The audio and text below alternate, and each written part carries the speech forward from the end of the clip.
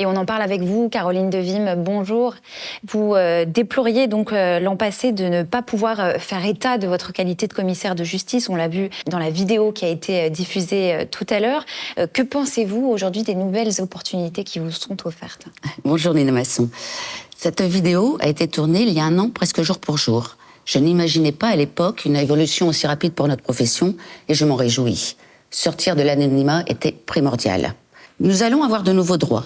Pouvoir faire un état de notre qualité de commissaire de justice dans le cadre de l'administration de biens et, chose que je n'osais imaginer à l'époque, la possibilité de faire de l'entremise immobilière. Mais de nouveaux droits naissent de nouveaux devoirs. Dans le cadre de l'administration de biens, nous ne sommes pas, comme les agents immobiliers, soumis à la loi Hoguet, mais au code de déontologie des commissaires de justice. Le décret du 23 décembre 2023 est clair à ce sujet. Dans son article 40, je cite, « Le commissaire de justice demeure, dans le cadre de son activité accessoire, responsable de l'image qu'il donne de la profession de commissaire de justice.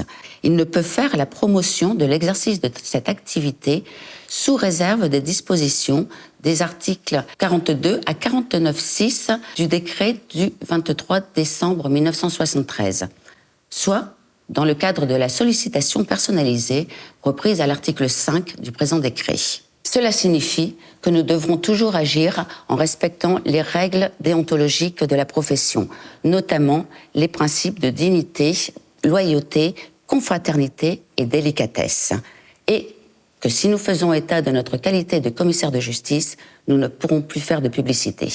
Cette nouvelle activité accessoire d'entremise immobilière est une ouverture extraordinaire au marché de l'immobilier.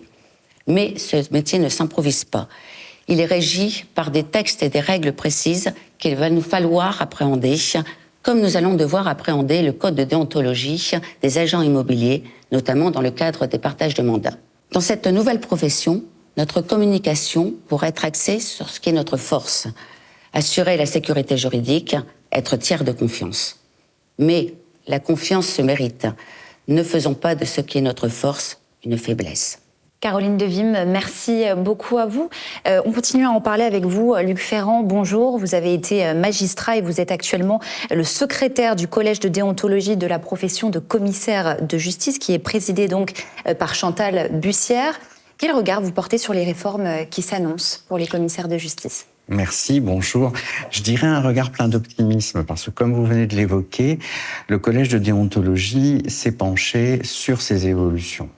Et il a estimé qu'il était important que le commissaire de justice puisse exercer son activité accessoire dans la plénitude de sa qualité de commissaire de justice. Le maître mot, pour moi, c'est celui que vous venez d'évoquer à l'instant, c'est le mot de confiance. La déontologie vise à instaurer le lien de confiance entre le commissaire de justice et sa clientèle, entre la profession et le public. Donc un regard plein d'optimisme parce que le collège de déontologie a voulu porter l'entremise immobilière et a voulu porter la cohérence entre l'activité principale et l'activité accessoire. Il a été suivi par l'Assemblée générale de la profession et, bien entendu, il a été suivi par les pouvoirs publics et en premier lieu par l'autorité de la concurrence. Donc la confiance que place le public dans la nouvelle profession, c'est aussi la confiance que placent les pouvoirs publics dans la nouvelle profession. Luc Ferrand, quel est l'apport du code de déontologie et des règles professionnelles entrées en vigueur donc le 1er mars 2024 pour cette activité accessoire d'administrateur d'immeubles ? Alors, au risque de me répéter, je dirais les conditions de la confiance. Les conditions de la confiance, pourquoi ? Parce qu'une déontologie, c'est une règle de vie, mais c'est une règle de vie sanctionnée. On sait qu'un officier public et ministériel doit respecter des principes fondamentaux, vous en avez donné certains, on va peut-être en retenir un seul pour aujourd'hui, c'est la loyauté. La loyauté, c'est la loyauté vis-à-vis du mandant, c'est la loyauté vis-à-vis du client.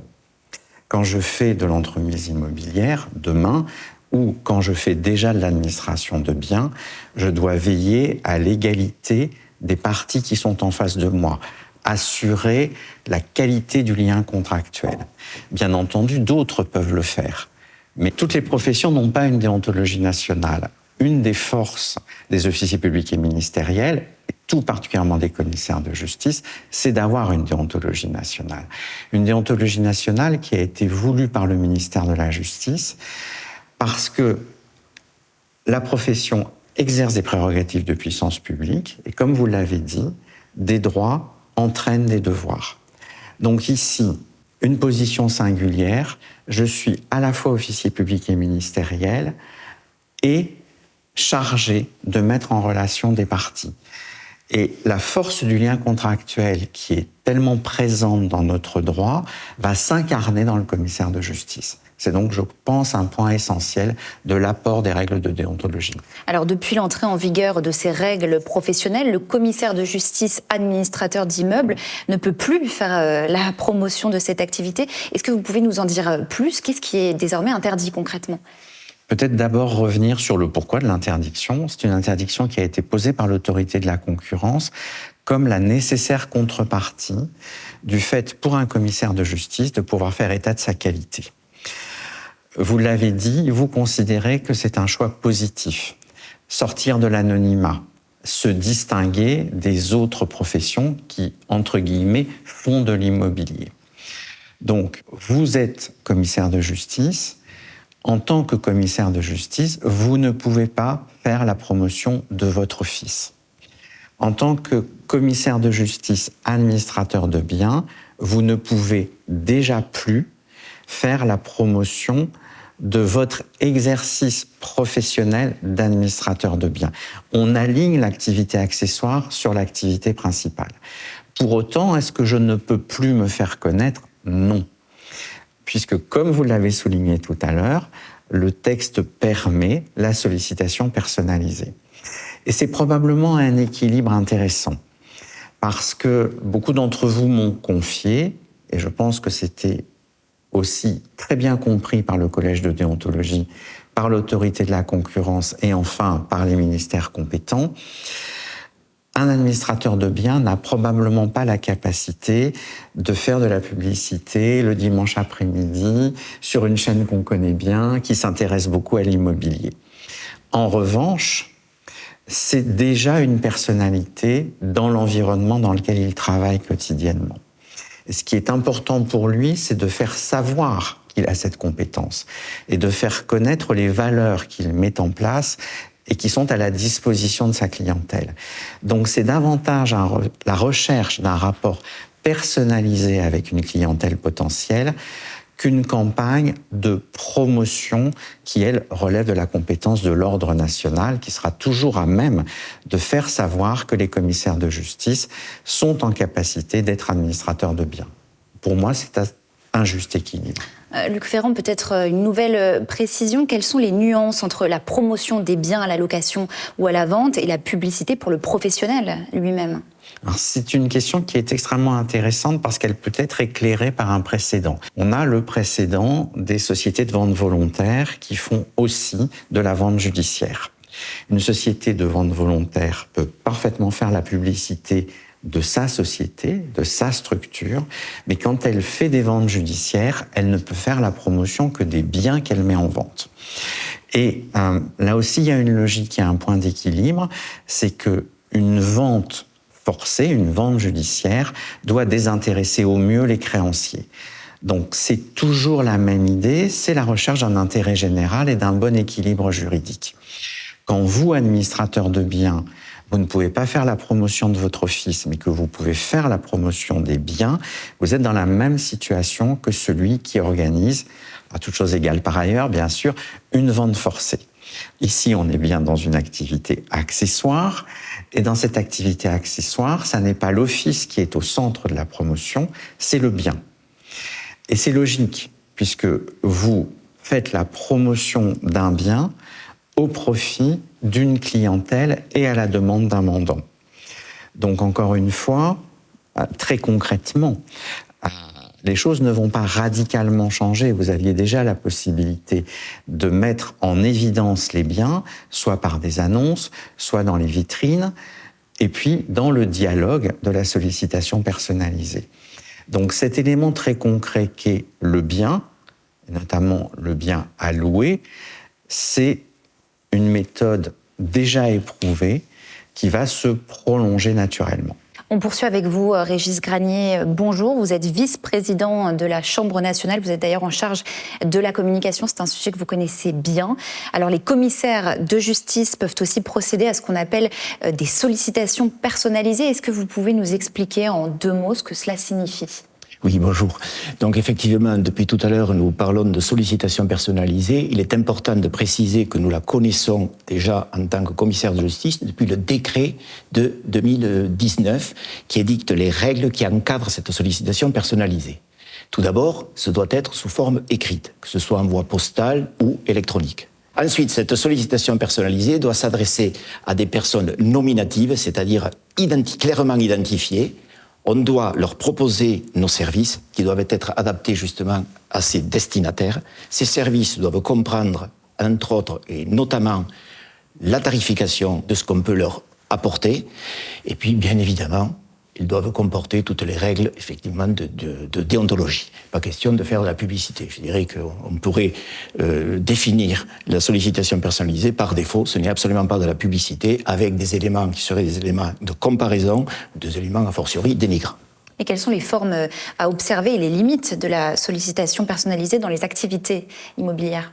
Alors, je reprendrai un petit peu, peut-être un peu plus large, J'inclurai la sollicitation personnalisée dans la communication, de façon un petit peu plus élargie.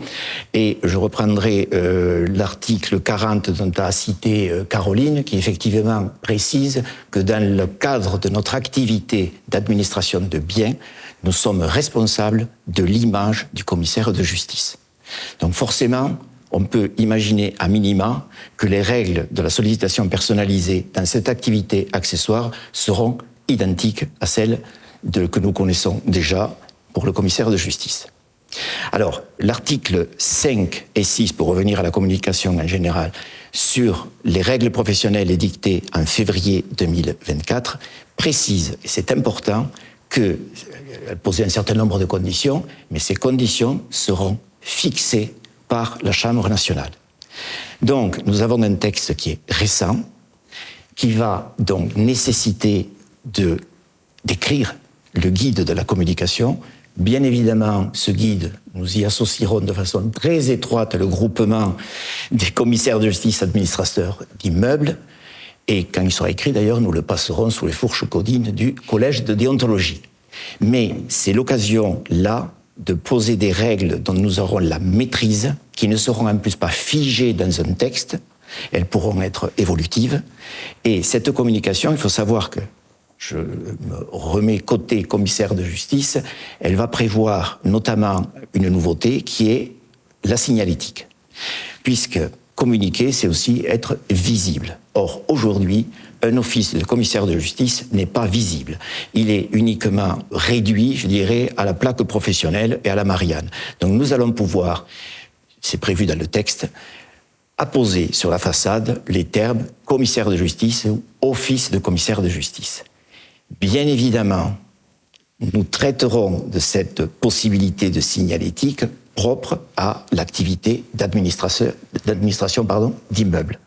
Et donc, nous allons décider, c'est pas encore arrêté, donc là je suis un peu dans la prospective, quelles seront les modalités pour avoir une signalétique autre qu'une simple information du public. Il faut qu'on puisse être visible et éventuellement même sur un support qui serait déporté, tel un totem ou un panneau indicateur. Pour être bien clair, Régis Granier, dans ces sollicitations personnalisées, le commissaire de justice pourra donc faire état de sa double casquette désormais. Oui, alors, donc effectivement, ce que disait Caroline, c'est que plus de droits, plus de devoirs. Donc forcément, si nous pouvons faire état de cette qualité de commissaire de justice, me semble assez évident que cette sollicitation personnalisée devra répondre aux mêmes critères que celle du commissaire de justice. Il ne faut pas que l'activité accessoire devienne un moyen de détourner le cadre très strict que nous avons avec les règles de déontologie pour l'activité de commissaire de justice. Et justement, Luc Ferrand, quelles sont les règles déontologiques qui s'appliquent sur ces sollicitations personnalisées ? C'est la discrétion et la modération qui s'imposent à un commissaire de justice. Donc, 2 ou 3 exemples simplement peut-être pour illustrer. Pas de publicité comparative. On ne peut pas dire je suis plus rapide ou meilleur qu'un agent immobilier ou pire encore, violer la confraternité et dire qu'un de mes confrères commissaires de justice. En revanche, il n'est absolument pas interdit de s'adresser aux habitants d'un immeuble en leur disant « j'ai vendu un bien dans votre immeuble en 8 jours ». C'est toute la différence entre comparer et mettre en avant une qualité. Pareillement, on ne devra pas dénigrer d'éventuels concurrents. Ça serait contraire au principe de loyauté. Donc, pour moi, là encore, c'est une recherche d'équilibre. C'est la nécessaire réserve qui s'impose à un auxiliaire de justice. Si vous permettez, je vais rebondir sur les propos de Luc pour les illustrer. Par exemple, la sollicitation personnalisée, me semble-t-il, trouverait pleinement à s'appliquer vis-à-vis des collectivités territoriales, dont nous sommes en capacité de gérer les biens immobiliers. D'ailleurs, j'en profite pour rappeler que c'est notre président national, Benoît Santoire, qui a développé, imaginé d'ailleurs, et développé ce marché. Mais je trouve que là, en l'occurrence, la sollicitation personnalisée trouve toute son expression parce que nous avons des objectifs clairement identifiés. Nous pourrons nous adresser par exemple aux responsables du parc immobilier de telle commune ou intercommunalité. Donc là, réellement, nous ne sommes pas dans un mailing adressé de façon anonyme et nous pourrons leur proposer nos services qu'ils, bien souvent, ils ne connaissent pas car c'est un marché qui est encore un peu émergent. Donc réellement là, le fait de cibler ces potentiels, je dirais, apporteurs d'affaires, effectivement, on pourra leur expliquer les services que l'on développe, avec la tarification, etc. Vraiment, je trouve que là, la sollicitation personnalisée trouve exactement à s'appliquer.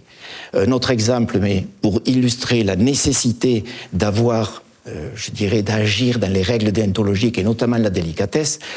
Si l'on reste sur l'administration d'immeubles sans parler d'entremise, on peut très bien également s'adresser à des agences immobilières qui ne font que de la transaction et pas de l'administration de biens. On a là un deuxième volet à leur apporter qui est intéressant.